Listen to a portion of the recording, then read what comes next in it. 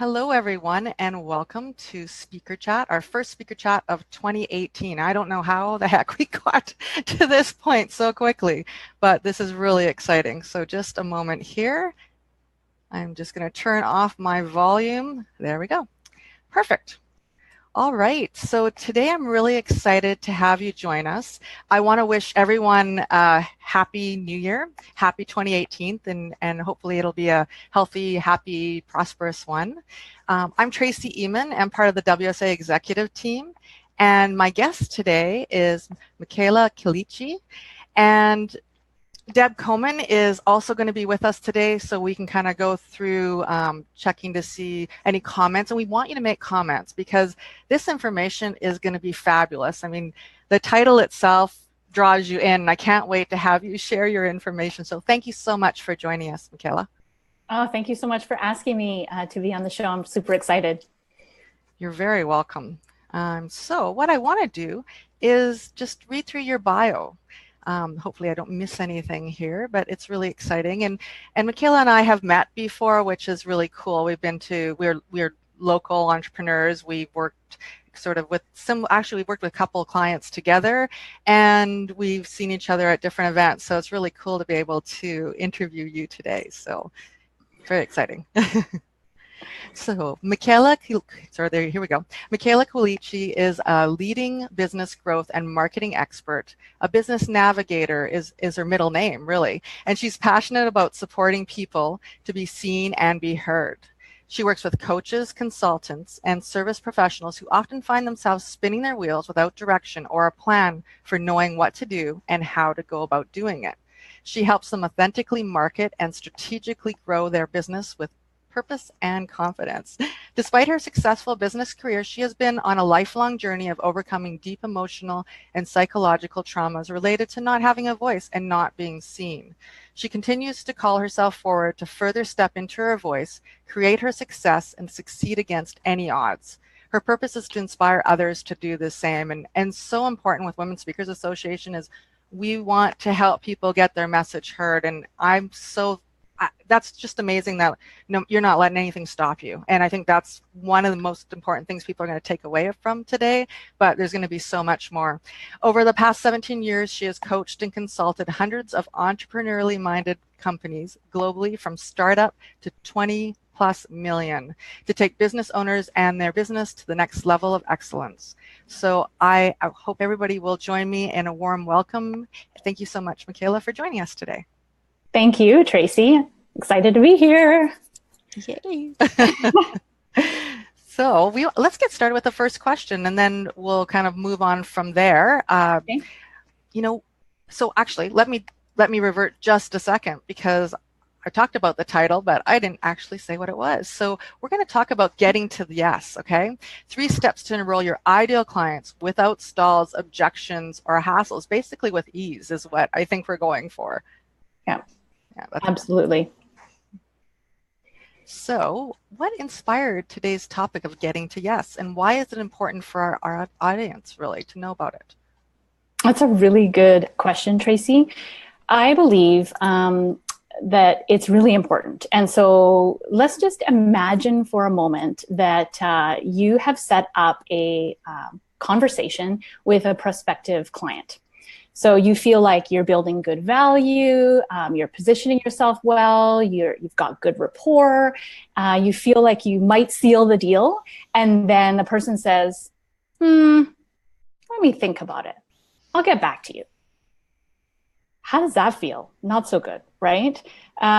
And similarly, maybe you are crafting or what you believe is an awesome email to a meeting planner to try and pitch yourself for a speaking gig, and you send the email and you don't even get a reply. So clearly in each of these situations, something hasn't landed, right? Something hasn't landed with the message. And so today I want to take those particular situations and transform them from the I'll think about it or the non-reply to a confident and excited yes. And that's what I'm really excited to talk about today. Many people, in fact, seem really uncomfortable with the word sales. And I find it's because people who are in this, people who try and do it poorly. And so it kind of gives the whole endeavor a bad name. Yet we know that without sales skills, it's really hard to grow a business, right? And, and so I'm assuming that the people listening here to this webcast aren't doing their business as a hobby, right? I mean, we get into business because we love what we do. We want to build a self-sustaining business, one that we love, one that helps support people and your lifestyle too. And what I believe is that most people, they want to attract the right clients without being salesy, right? I certainly know that's what I want. Nobody wants to be a salesy weirdo. Nobody wants to feel like they're being sold to. That's for sure. And so that's why I think this is really, really important, super relevant in today's world, especially as a woman in business. And so, you know, the inspiration for this topic is really coming from the fact that I'm super passionate about supporting particularly women, whether they're coaches or consultants or speakers or experts, really grow their business strategically and do it authentically so that they can create the results that they really truly desire. And it's about building a business, in my opinion, that's aligned to who you are, you know, that you can use and leverage your strengths, your values, and your uniqueness in a really compelling way. And I find that is really that's the ingredients to help people stand in their value, be seen, be heard, and influence their audience to take action. And that's really what it's all about, whether it's you want to influence a meeting planner to take action on you, or whether it's a prospective client. It's about, you know, being seen and being heard and being valued. So I really know what it's like not to be seen, heard, and valued, as you kind of alluded to in my bio, and to come from a place of shaky self-esteem. I've really been on a lifelong journey to really step into and find my authentic voice and reclaim that power back. And I'm just really passionate about supporting others to do the same. I love that. And I love, you know, like you said, what inspired you to really explore this topic further. But I also see the sparkle in your eyes when you're talking about how you can reach out and help other women entrepreneurs, especially, get their voices heard. Like that, it makes my hair stand on end, you know, because I really feel it coming from you. And it definitely, when things are salesy, there is such a fine line. Like it's that, you know, that whole scenario of, you know, between insanity and pure brilliance is a fine line sometimes. And knowing how to walk that line and attracting your right audience is so important to making something that you love also something that is, you know, a financial success as well. Yeah. Now, I think you had a question for us. Did you want to explore that a little further? And if you don't remember what it is, that's okay too. We're going to throw something else out there. You had a question for the listeners today. Oh, I had And a question. Yes, yes. I did. And I All would right. love for you to share it. And then if we could have people, as they come on and listen into this webcast, they could just put their responses in there. And like we talked about just before we started this call, was that, you know, periodically we'll be going back in. So just because you're watching this on replay doesn't mean that your questions won't be answered, or whether you can't, or, you know, you can sort of play along with us and really put it out there. So go ahead. Yeah, absolutely. And so the question I have for you today is, will you give yourself permission? Will you give yourself permission to blossom and to create that next level of success for yourself? Because you and I both know that we first have to believe that we can do it, and that we can create what we want before we actually make the decision to go ahead and do it. So will you give yourself permission to grow and to blossom? Wonderful. Type it in the chat box. Give us a yes. Give us a heck yes if you're on board with that. Love it. I'm sorry about that. I wanted to get that question out there because I think it's such a cool question, and somehow just putting it down, writing those letters, YES, and it just has so much impact. So thank you very much for posing that question for us. Thanks for reminding me about that. You're welcome. Deb, I thought I would just maybe let you give a shout out to anyone that is watching right now or sharing out the video. Yes, thank you. We have a lot of shares, so thank you to those who are tuning in. I see people in the Facebook group, in the Facebook Premiere Only group, and on our Facebook page. And if you follow the link to the Facebook page, we'll be sure to see your comments there. I see Nadine McCrae, so thank you for tuning in. And she says, absolutely, to your question. So that really is great to see. And I think it's Jazine Palmer. So I'm sorry if I'm mispronouncing, but I know that you're tuning in too. So I'll keep toggling between the groups on the page, and please keep those answers coming as Tracy and Michela asked to that question. And anything else you want to share with Michela while we're here live? Wonderful. We'll check back with you after the next question. Thank you so much, Deb. All right, so let's move forward. So it sounds like you have a personal story, and we keep alluding to that, that has influenced your passion around helping people be seen and heard. Are you willing to share more with us on that? Absolutely. Thanks, Tracy. Okay, imagine, if you will, a performing arts theater that's filled to the gills with 600 people in the audience.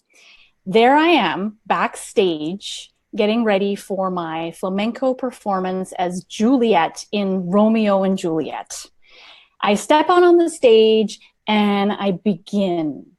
Now, just in case you thought that I was always so bold to be standing in front of a sold out crowd of 600 people to dance with full passion, you'd be wrong, because I was really so shut down. I was destined to really spend my entire adult life living at home with my parents and hiding from the world. My parents immigrated from Italy to Canada in the 50s, and they came with little money, little education, kind of the immigrant story of the era. And they came here to forge out a better life for themselves. And so they cast a vision for a better life. They became business owners. They worked really, really hard, and everything they did was for the family. And I grew up in a very traditional Italian home. My father was, the patriarch of the family. He was, 5'11", 180 pounds, and he could blow a fuse quite easily if he disapproved of something. And so, when I used to speak in English at the dinner table, because our first language was Italian, he used to say, "Parli in italiano," speak in Italian. And, because of this, my mother was constantly walking on eggshells, and she kind of taught my sister and I to not upset your father, right? And so I remember when I was 6 years old, eating dinner around the dinner table, as we did every night. I remember that the dinner conversation ended up in an argument, as always. When I questioned my father's opinion on something or challenged him, my mother would literally kick me under the table and say, "Basta, enough." And so, when I was 6 years old, what I realized in my 6-year-old brain was that it was dangerous to talk. That's the programming that was set at that moment. And so I spoke less and less, and I guarded myself more and more. It literally stunted my growth. Quite literally, when I was about 8 years old, I developed a debilitating fear of speaking and a stutter. I could barely get the words out of my mouth, which was so frustrating and embarrassing. I just began to close myself off to the world around me. And I felt like I was imperfect. I didn't want people to know who I really was. And so, do you ever feel like you need to hide parts of yourself because you think that people might not accept you if you fully show up, with who you are in the world? That was my case. And so for countless years, I avoided speaking engagements. I got really good at calculating the danger zones. I wouldn't pick up the phone. I wouldn't put my hand up in class. I wouldn't volunteer for anything. I just really was deeply shamed. And I was allowing my disability to dictate my life, my actions, how I showed up, the decisions and choices that I made. I was living in terror because I didn't want to be found out. In my heart of hearts, though, I knew that the stutter wasn't authentically who I was. The doctor, my parents, my teachers, they all said, it's in your head. Maybe you have a motor skill issue. Maybe your brain isn't wired right. Don't worry about it. And I was everything they said I was, and I was destined to live at home, hiding from the world. Because in my mind, I thought, well, who would hire a stutterer? Somebody who couldn't even string a sentence together and be cohesive, and who would get romantically involved with somebody like me? And so that's what I thought. And when I entered in my adult years, I met someone who really changed things for me, changed my life, and gave me some processes to really break free from that so that I could stand up on stages and speak and dance in front of 600 people and be on camera with you today and feel comfortable doing that. And so today, I want to share some of those tools and processes that kind of broke me free from that, which really enabled me to, step into my authenticity, my voice, find my truth, and allow me to build a six-figure business aligned to who I am, from a place of strength and confidence rather than that shaky self-esteem that I had. So if I can do it, you can do it. I don't have any special, programming or skills or anything. My example is dramatic. I know I'm Italian, so drama is part of the DNA, I think. But what I have found is that people have a tendency sometimes to conform, to tolerate, or to settle for things. And so when they know they could be more. And so maybe some of our listeners today can really relate to that. Thanks for sharing that story. I think it's probably something that resonates with more of us than maybe we want to admit. And I love that, you like you said, you found somebody that helped you believe in yourself.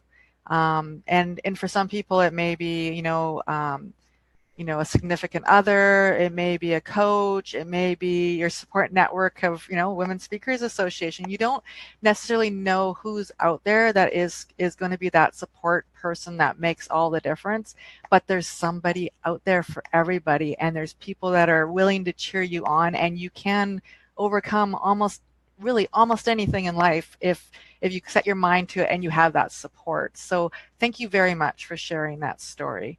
That was Yeah, absolutely. And it's important that we surround ourselves well and that we support ourselves well, right? It's not just one person or one group. It's going to be that combination of having that cheerleader and that mentor and that champion and that coach and that community, and also the personal resolve that that you have, that you're listening to that wise part of yourself that says, hey, this isn't, this, I don't have to be like this forever. I can choose. I'm in choice. Yes. Yeah. Yes. And a lot of people don't realize they do have that choice, but everybody has a choice. It might be hard to get to that choice. Oh yes. But it is there for you if you can maybe take a chance, take a risk, know that people gotcha, So yeah. And trust yourself too, right? Yeah, exactly. Yeah. I'm going to go back to Deb really quickly. Do we have any other resounding yeses along the way? We do have some yeses and we have some shares. So Michela, your message is being heard, and your story, which is so touching and important, because you're right, like you and Tracy are saying, that people have different things that may prevent them from initially sharing their message, and how important it is to continue to find ways to get it out there. So we have people sharing all over the place, and lots of them tuning in live with us. I want to give a shout out to Audria Winbush Lott and the business page Psalm 139 Woman, a woman of destiny and purpose, who shared, and Janelle Tannehill, who's trying to get into the broadcast. So I did share the link. Anyone who's having any difficulty, just go to our Women's Speakers Association page and you'll find us there live as well as in the group. So your message is being heard, and I'll be sure to share anything else that people are letting us know in the comments on Facebook. Great. Thanks so much, Deb. So you were talking about, tools and processes and things that help you break free. So let's move into the next question. And what are some of the bad habits that business owners may not even be aware of that they are doing that is preventing their potential clients from saying yes to working with them? Yeah, we develop a lot of bad habits as humans along the way. And so there's a couple that I want to share today. Bad habit number one is our relationship with sales. So effective sales conversations are not at all about selling someone or about quick fixes. It's not what it's about. It's about supporting people to solve problems that they have, problems or issues or pain points that's keeping them stuck, that's causing them to suffer in some way. And by working with you, you're actually offering them a solution that will literally transform their lives. It's not just that one thing that you're doing, whether it's, maybe you're, a life coach or, financial planner. It's not just about what you do in that moment, but how that ripple effect really helps them to, the impact that it has on the rest of their life. And so you're offering them a Band-Aid. They are bleeding, and you're offering them a Band-Aid that will stop the bleeding and maybe even some prevention techniques so that they'll stop from getting wounded again like that. So your relationship with sales is all about providing solutions that transform lives. The second bad habit that I see is selling people what they don't want. So what I mean by that is this is a premise that states it's, you give them what they want and you deliver to them what they actually need. So when you're crystal clear about what it is that you're selling in your business, changing this one habit alone will exponentially change your business, and the results that you're having will dramatically improve. I want to just mention here that we're selling transformation. People buy transformation. They buy outcomes. They buy change.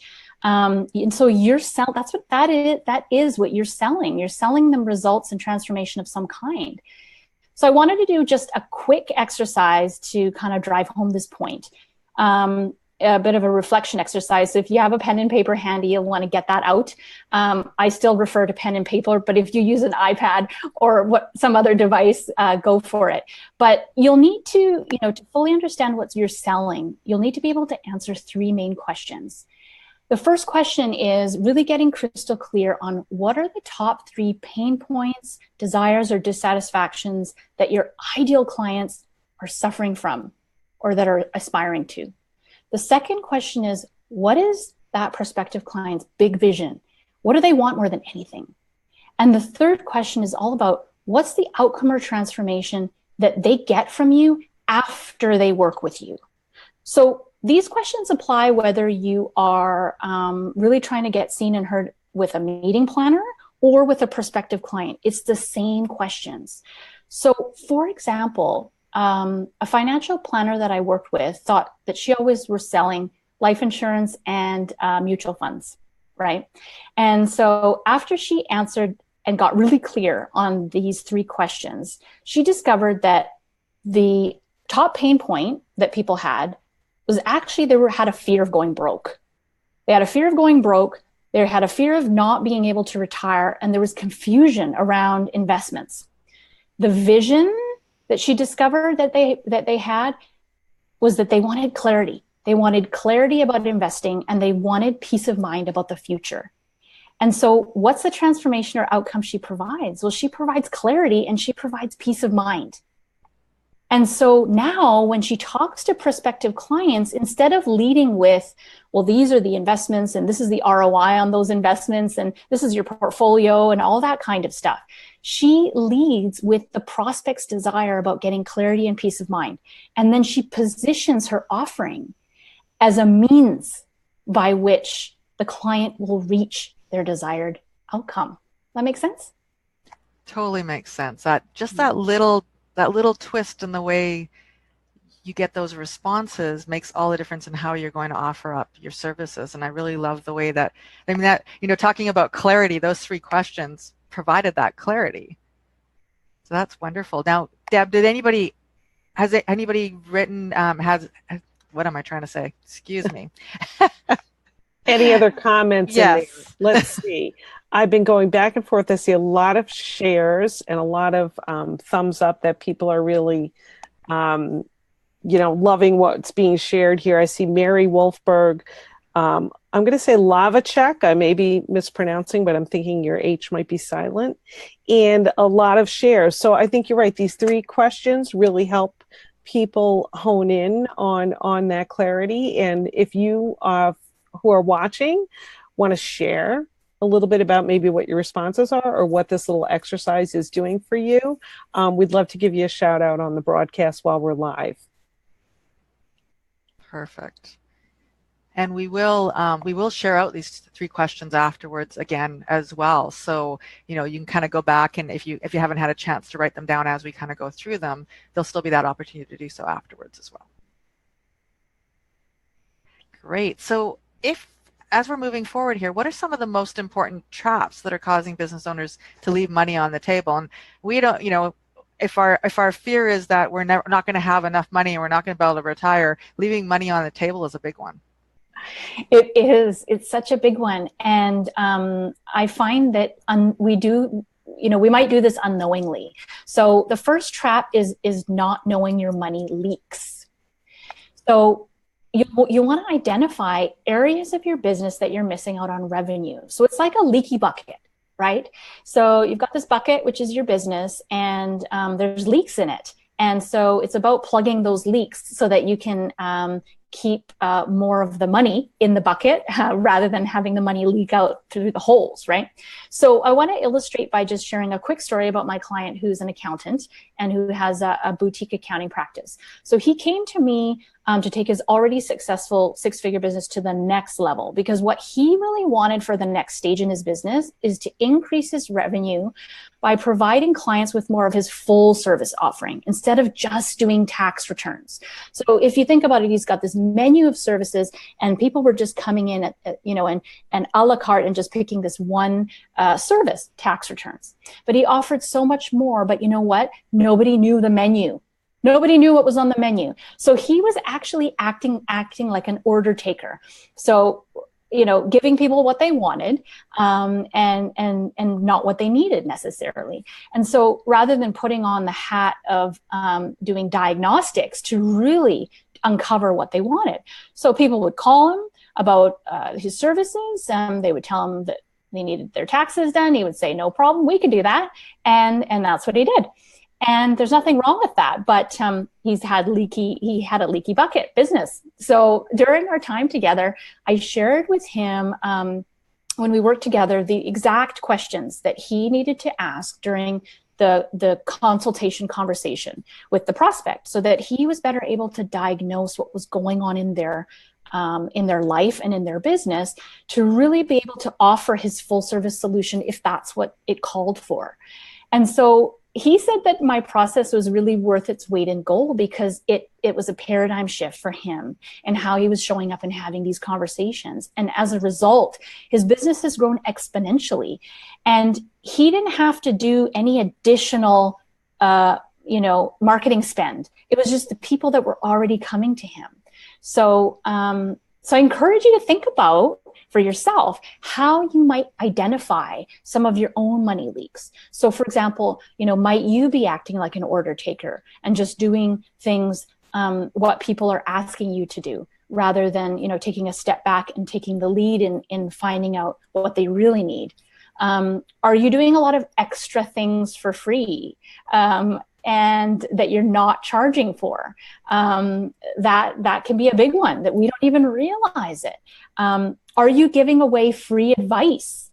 Are people wanting to pick your brain, so to speak? Or are you giving away a lot of, great value and free advice in the consultation before people are even hiring you? So those are just some things to think about. I actually, by the way, wanted to let you know that if you want those exact questions that I shared with my client during that consultation conversation, I created a cheat sheet, which is very cool. And I'm going to share with you at the end of the broadcast how to go about getting that. It's my gift. And if you use this, it will increase your conversions by upwards of 80%. So it's really, really valuable. Okay, so that's the first trap, money leaks. The second trap is about really misunderstanding what your role is in that consultation conversation. So whether the conversation is happening, like I mentioned, with a meeting planner, on the phone, trying to get a gig, or you're at a networking event, or you're having a discovery call with a prospect, you are in a sales conversation. Let's just be totally clear. If we're in business, we're in sales, right? We don't have to be a salesy weirdo, but we do have to do sales. And so your job is to do three main things during that consultation. 1, uncover what the issues are. 2, quantify the impact for them. And 3, deliver on your recommendation and your prescription. So with a prospective client, for example, you need to determine what the true problems are that they're having. Tell them what that measurable impact of not solving their problem is having on them, their lives, their business. And then tell them the prescription recommendation of what you would recommend that they do to fix that. And that recommendation, by the way, needs to include them hiring you to work with you to do it. That's a key that sometimes people think is obvious, but it's not obvious. You've got to invite them in. With a meeting planner, it's a little bit different. You need to uncover the meeting planner's needs, the things that are important to them. What do they value? What are the elements in their speaker selection process? And what does their audience want? So that you can position how your keynote presentation, your breakout, will add value to both the meeting planner and their audience. So for meeting planners, it's a double-pronged approach. But in both cases, it's really about communicating the fact that you get them, you get what they need, you get what's going on for them, and that you have a solution, and creating that desire and piquing their interest and wanting to work with you to get that resolved. Actually, I want to share a quick, interesting story. The other day, I walked into a local drugstore and I was browsing through the vitamin section, and I overheard a conversation just happening to my left. A customer had come in and was talking to the pharmacist, and he said, my eyes are bothering me. I need eye drops. And so he was, I could actually tell, I could hear almost the pharmacist going into kind of sales mode in a way. She put on her diagnostics hat and she started asking questions. How long had he been wearing contacts? Has this ever happened before? What are the symptoms? All this kind of stuff. And by the end of the conversation, what happened was she definitely recommended the eye drops. She said, if you want eye drops, this is what I recommend, this brand. However, based on what you've told me, I believe you have an infection. So what I recommend that you do is go and make an appointment with your doctor to really get down to the root of what's going on. And so if she had simply given him the eye drops and sent him on his merry way, she wouldn't have solved the issue. And so it's incumbent on us, the expert, to ask the questions, to find out what's really going on. And I encourage you to almost think like a doctor, really. You're taking the lead in the conversation, you're diagnosing those symptoms, and you're translating that to give them a prescription that's actually going to help them. And by following this framework, you'll be able to get noticed, you'll deliver value, you'll get hired, you'll get booked. It really works. And what I'm hearing from that too is you're asking the questions and you're listening. People need to know that you're listening, and by providing them with, this is what I can do to help you, alleviate this pain or reach this goal, and using the words that they've used to share that information with you, you're building that relationship. And that's where it comes down to, why would I work with you over somebody else? You listened to me. You didn't just sell me what I said I wanted, because really I didn't know that there was another issue at play. So I really think that's one of the important things that I took away from this. The other thing is, I can't wait to get a hold of your that assessment. So I'm excited for you to share that at the end. That's good. I'm going to just touch base with Deb there. Yes. So in Facebook, we still have lots of shares. We have one of our team members, Carrie Hagen-Smith, saying that she is changing her expectations this year. So she was following along as you were prompting us to kind of actually think about some things and write them down. And we also had Kashmira Williams tuning in, and some of our other members in there sharing the broadcast and commenting. And we love to know that this is just a great way to start our year off of, the sales conversations. And I'm writing notes while I'm multitasking over here, because I love some of the things that you've shared that are really actionable, that we can turn around and put to use in our businesses and our speaking business right away. So thank you. Thank you. And I think I'd like to, put a shout out, because as people watch this video later on too, like, come back to this page, come back to this video and in the comments, and let us know like what changes you made and what kind of successes you had along the way. Because I think seems to be the time of year where we really go, okay, I'm actually going to do something. I'm not just going to talk about doing something, I'm actually going to do something. So this being, this call starting on January 2nd and going, okay, well, I'm going to start something newer. I'm going to make that little tiny bit of change. And Michela's providing that opportunity for us. I think it's phenomenal. So very, very excited. Definitely. Absolutely. Seize the moment, right? Like there's, it's a new year, there's, fresh energy. And so take that opportunity, give yourself the gift of getting really clear on, what are those couple things that you really want to do differently in your business this year, and implement them. It's so possible, and it's possible for everybody. It's just a matter of, again, making a decision, implementing, being persistent, and just having the courage to just keep showing up and just keep doing it. One of my greatest mentors used to say, have courage to create a first crappy draft. If you're like writing marketing copy or your elevator pitch or your speaker bio or what have you, just have the courage to write the first crappy draft, get that out of the way, and then it's all uphill from there, right? I love that. Like, don't wait for perfection, ultimately, right? Just get started. Don't let that little voice on your shoulder nattering at you, just shut it down. Yeah. I'm also seeing in Facebook, Carrie is saying that she agrees with you completely on the point of, we have to stop diagnosing in the waiting room and wait until you hear what their true problem and their need is. So that really looks like something that she took heart to and agrees with enough to share her comments. So thanks for that, Carrie. We're glad you're here.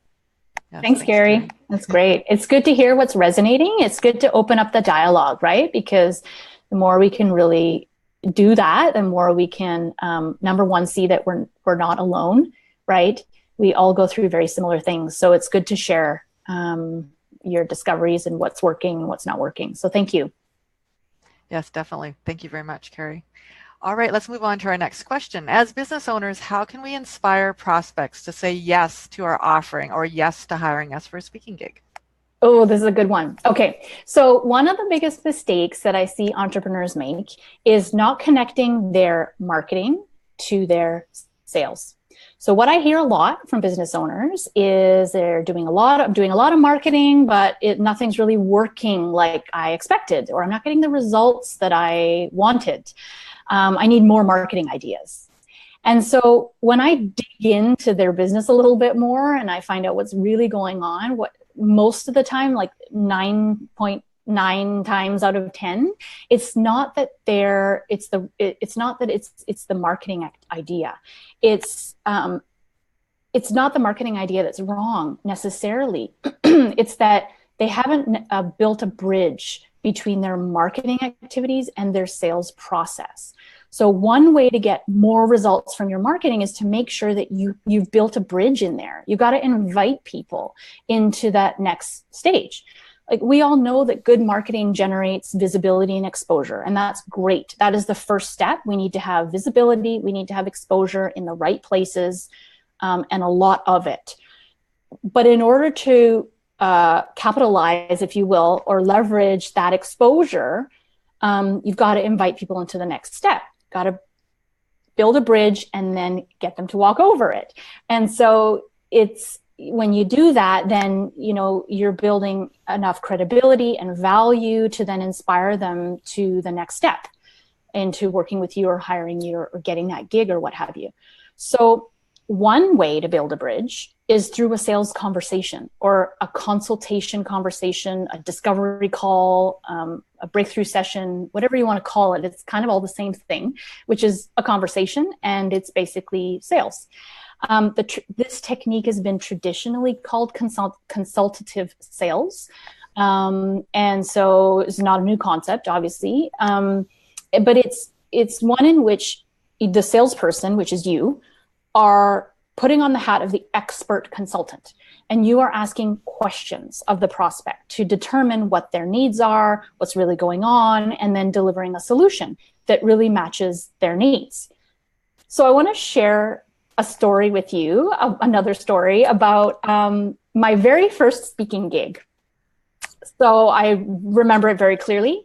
Considering I spent most of my life avoiding public speaking, this was like a really huge, big deal for me.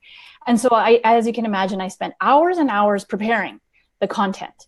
And I delivered a really good talk. It was inspiring. I had lots of people come up to me afterwards, giving me hugs and testimonials and what they learned and all of this stuff. And so yet, out of the sold out crowd full of my ideal prospects, how many clients do you think I got? 0. 0 in a room full of my ideal prospects. I got 0 clients. Why? Because I failed to build an effective bridge between my talk and the next step into sales, into revenue. Compare this to my most recent gig, where I converted 31% of the room to apply to a paid consult with me. And out of those people, I enrolled 83% of those into paying clients. What was the difference between the two talks? It was how I built the bridge. So don't underestimate this piece, because it literally means the difference between not making any money or making very little money to exponentially growing your business. Okay, so one way to inspire prospects to say yes is to really understand the life cycle of the buyer. Not everyone is your customer. Not every stage is the right stage for you to speak on. Psychologists agree, this is psychology, that human beings go through stages before they buy, before they become an advocate. There's actually 6 levels of interest that somebody goes through before they become advocates of a new idea. So your customer will go through those stages. Each level or each stage identifies how accepting a person is to doing business with you. I don't have time today to cover all these 6 stages. I do go into a lot more detail in my ebook that I was telling you about. So if you want to know what those stages are, then you'll definitely want to stay till the end to grab a copy, and I'll tell you how to do that at the end. But ideally, you only want to have conversations with a qualified buyer who intends to take action. They're ready, they're motivated, they're planning to make a change. And, if they don't know that they've got a problem, or if they're not in a state of thinking about taking action, even though you can see how you can help them, they're not ready. They're not ready to make a buying decision. And they're not qualified buyers. So you would be kind of almost wasting your time with trying to pursue them. Those people can go maybe into a nurturing campaign. The second way to inspire prospects to say yes is to understand how they make decisions. So again, we're getting into kind of the psychology of people, but that's really what this is all about, right? It's about how to communicate in a way people will listen. Well, you got to know people.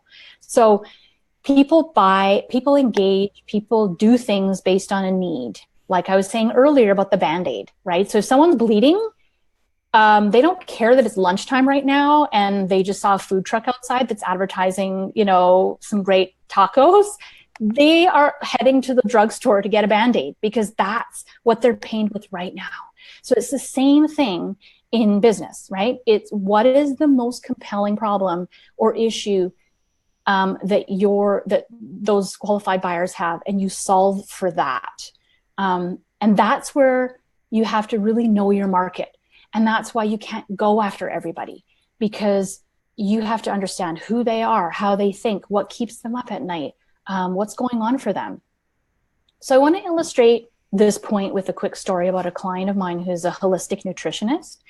And she experienced a much more sharpened focus in her business when we got super clear on who her qualified buyers are in my coaching program. Before she came to me, she was kind of scattered, going in a bunch of different directions. I know some people can relate to that. Wheels are spinning. She couldn't really establish in her own head what she wanted, much less communicated in a really captivating manner to others. So she was selling recipes, meal plans, and nutrition tips to a target market, midlife women. Midlife women, they all need that, right? Well, yeah, we all need that, but do we all want that? Probably not. When we worked together, I shared this psychology with her, and, you know, so that she could really communicate in the way that people would really get her. We isolated a really salient problem. We changed her service packages, her messaging, everything to match the style of that buyer's need, so the buyer could see her and really hear her. We shifted her target market from midlife women too broad to people who had just been diagnosed with a food intolerance. So lactose intolerance, gluten intolerance, or something like Crohn's. Now she had Crohn's, and so that was her area of expertise, and she had really good success with that. So that's what we honed in on. We took her uniqueness and we dovetailed that with that trigger point. So once we refocused this way in her business increased by 60% over a 6-month period, because she was super focused. She was dialed in to her audience. It really makes a difference to do it that way. Yeah, I can see that. I think a lot of us feel like if we get too much of a niche and we narrow it down, then we're going to be missing all these people. But ultimately, if you really are really firm on your target, then other people will. It doesn't rule out other people working with you. But I love the fact that you're really going to be, you know, putting your marketing message out there to the people that really not only really need your services, because lots of people need your services, but people that are at the point where they need to take action now. So, you know, that was a great example, because someone that just gets diagnosed with something, you know, is online, getting as much information as possible, wanting to talk to as many people as possible, and trying to take some of that control back. So great example there. Mm-hmm. Absolutely. It's a shift. And you're right. A lot of people think, well, I don't want to narrow myself down. But if you look at it from the perspective of, it doesn't mean that you're only going to be working with those people. It means that if you want to grow quicker and with more ease, then to focus in on that niche, it's about focusing your marketing in that way. And then once you start to get some traction, then, you know, you can open up a new market. You can, you know, start to shift some things, but it's really about, again, really standing out, like being that beacon, right? Be the beacon, because the reality is, and I know, you know, you relate to this, is that there's tons of coaches and consultants, and there's hundreds of us, thousands of us doing seemingly similar things. So how do we stand out? And this is one way to do it. great example. And Deb, I saw you had your mic off there for a second. Did you want to add anything? Oh, yeah, just to say that I love the stories that you're sharing, for one, of working with your clients, and the statistics are just really remarkable. So I love the examples that you're giving that are really letting people know it's not just theory here. These are things that really have applications that make a difference in people's business and in the bottom line, which, you're right, we may shy away from sales in some way, but that's why we're in business. So I love that you have such great results that you're sharing with everyone here. So thanks for that too. My pleasure. My pleasure. All right, so we have one last question here, and then Michela will also share how we can get access to her ebook. So, what is the secret for magnetizing clients? The secret, yes. This is a paradigm shift. Okay, so one of the biggest mistakes I see people making is to chase target markets, right? Rather than attract or magnetize those qualified buyers. So this was illustrated in the story that I just shared with you about the holistic nutritionist, right? In terms of chasing target markets versus really honing in on your buyers that are ready to make a move. So the two components that compel prospects to jump at the chance to work with you are: one, motivation; two, urgency. When they're motivated urgently, when they're in enough pain or they have enough of a strong desire, maybe they're tired of tolerating, or they've had enough of doing it that way and they want a different way. They're motivated to find a solution urgently. And those are your qualified buyers. And those are the ones that will jump at the chance to work with you. They're not going to be hassling you for discounts. They're not going to be, those people that I mentioned earlier that are going to say, let me think about it, or not email you back.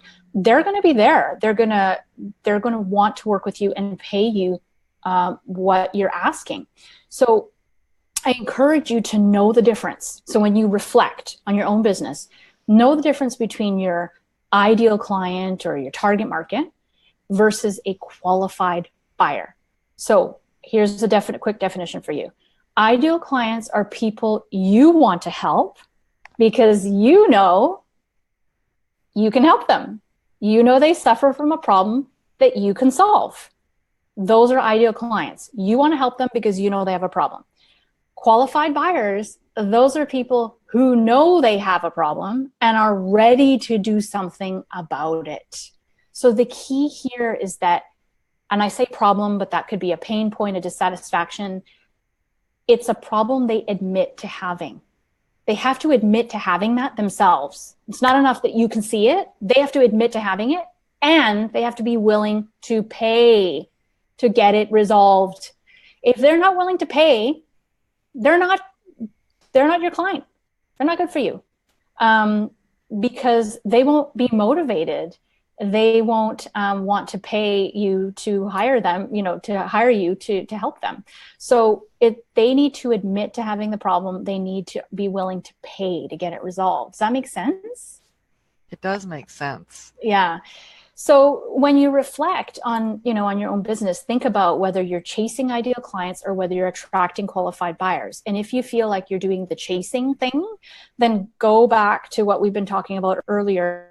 Go through those exercises. I laid it out for you so that you can self-solve and see how you can move from or reposition from chasing those going after that target market to get more clear on those qualified buyers. And of course, if you need help, you know where to find me.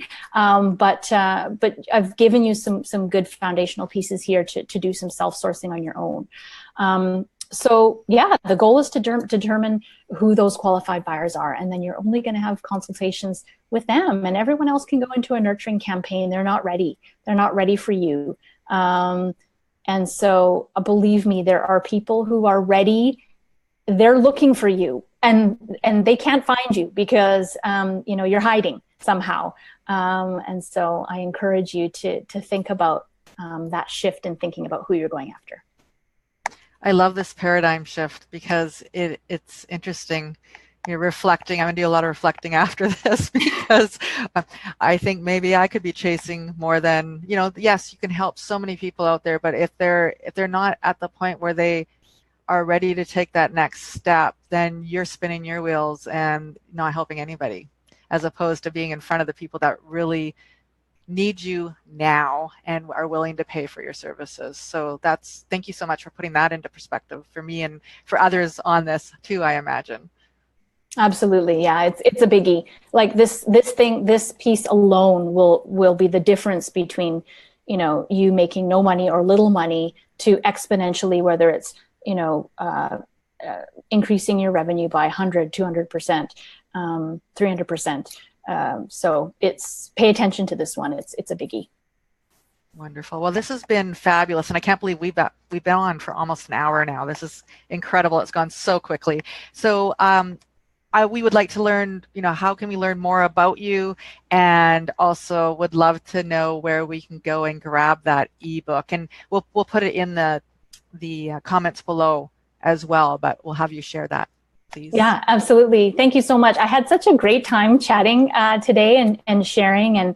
And so if you've enjoyed this conversation and this message kind of resonates with you and where you're at, if you want to get a couple of those cheat sheets and questions I mentioned, go to my website. So it's michelaquilici.com, MichelaQuilici.com. Enter your email address on that homepage there, and I'll email you my complimentary ebook. So it's called Stop Giving It Away and Start Getting Clients to Say Yes. It includes that cheat sheet, which is a step-by-step formula on how to have the consult.